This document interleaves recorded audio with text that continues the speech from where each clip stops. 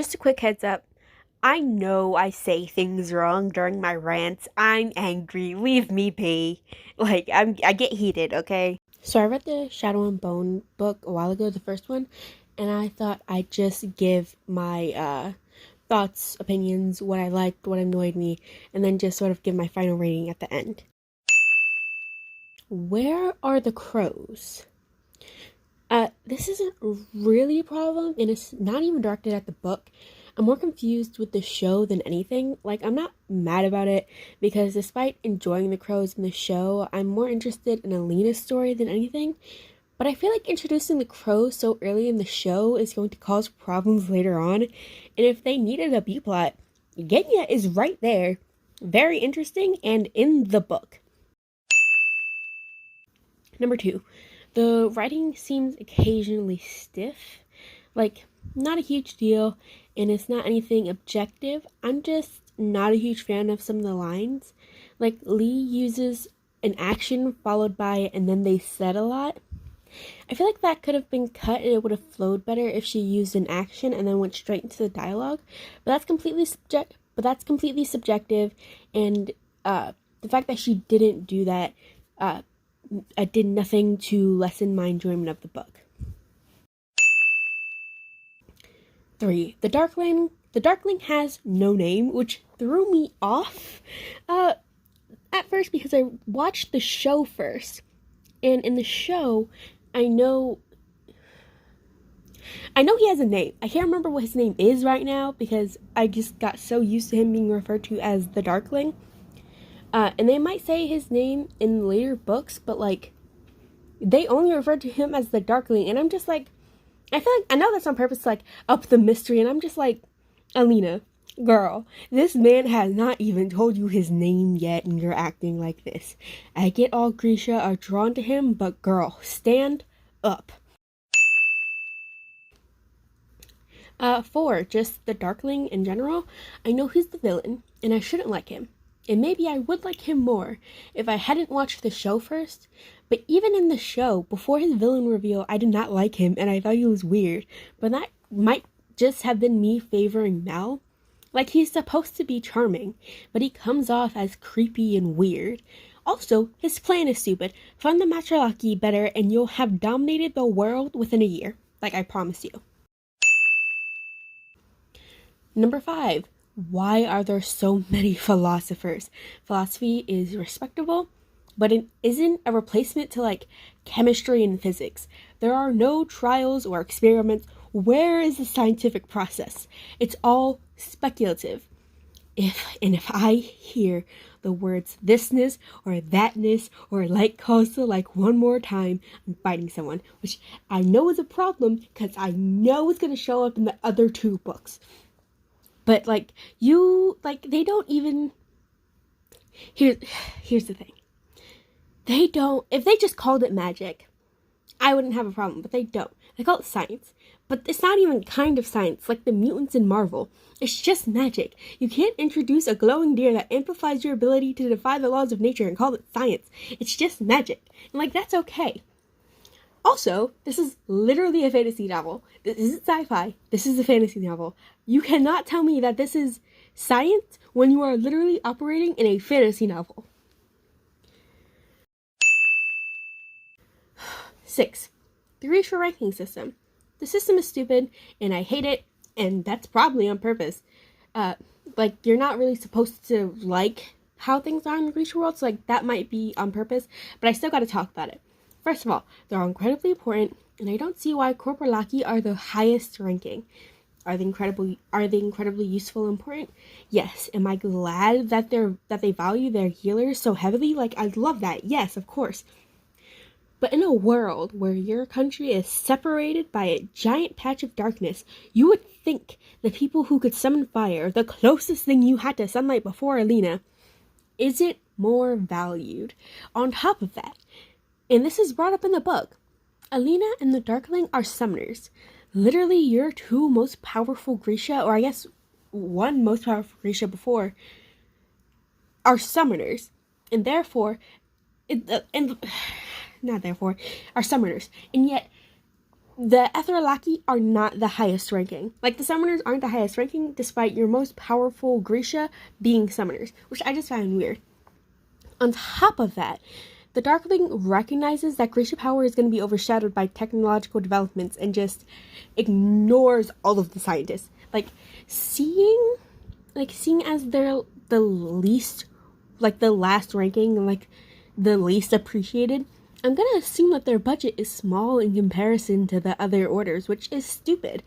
They can make bulletproof kefta, not vests, not even normal coats, full kefta. Some of those things go down to your ankles. Do you think they couldn't make a nuke if given the time and money? I get you call yourselves masters of small scientists, but nobody here is a scientist except the Matralaki. You're not a scientist, you're a wizard. It's magic with rules, and it's magic that needs to be studied, but it's magic. You're not a scientist, you're a wizard. Call me back when you've explained Grisha genetics, Grisha genetic mutations, and anything actually related to science. Call me back. Just call me back when it's actually science and not just magic. It's magic. Matralaki are your artificers. They are the only ones even close to... They're the closest things you have to actual scientists. I guess philosophy is technically a science, but no. Okay? No.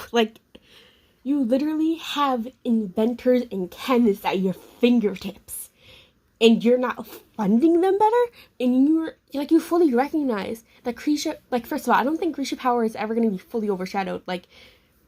Yeah, I can have a flamethrower, but why would I need a flamethrower when I am the flamethrower? But either way, you're scared because you think Grisha power is going to be overshadowed, and that's going to make you weak, and that's going to make your country weak.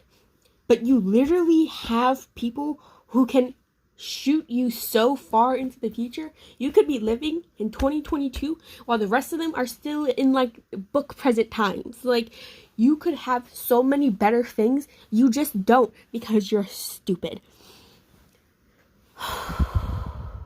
Anyway, get rid of the ranking system. They're all valuable.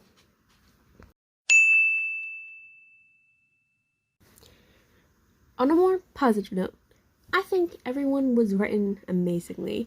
I've heard people say that Alina is stupid and annoying, but I don't really see it. You can follow her train of thought from point A to point B, and I may be outing myself as an idiot here, but I don't think her choices were unreasonable.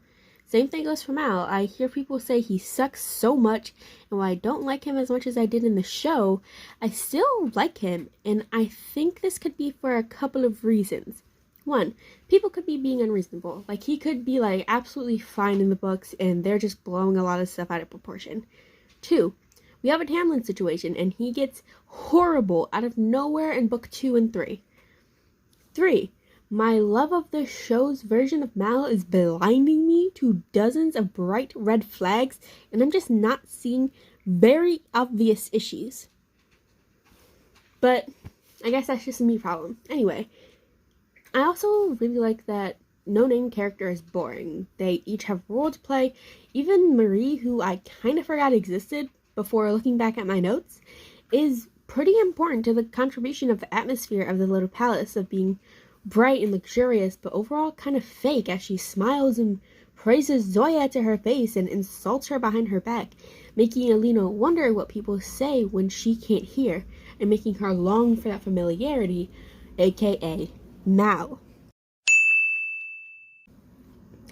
I also think the writing style is just pretty. I'm not someone who can push past bad writing because of a good story.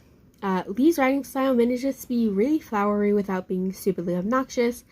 It manages to sound like Alina's train of thought without the messiness of an author's unedited train of thought. Yeah, it was stiff at times, but overall I really enjoyed it. Number 3. The magic system is magic, and also very interesting. The magic isn't science. The magic is not science. But it doesn't make it any less interesting. I love the magic systems. I love hard magic systems in general. And I really enjoyed the way that this was incorporated into the world. You don't really see... Well, I guess you kind of do, but that doesn't I was gonna say you don't really see it as much, but like thinking about it, you do see it pretty often. Like you do see like how magic was incorporated into the world in the way that she did pretty often, but that doesn't make it any less enjoyable or any less good. Number four, David. David is lovely, and Genya agrees.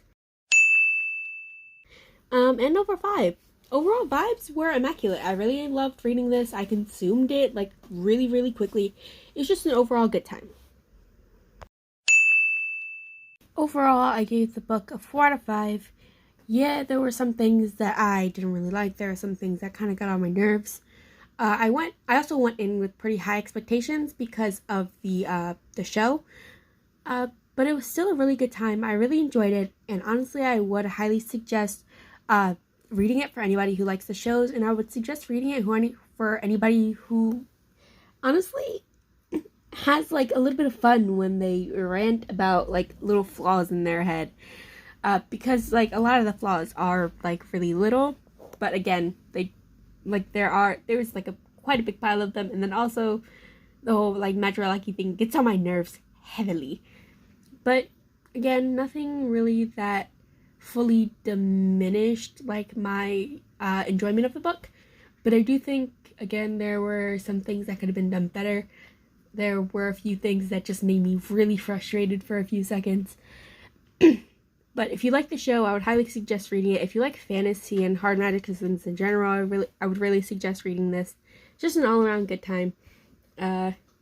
And I can finally start book 2 now that I've made this video, and will no longer be getting the events of the books mixed up.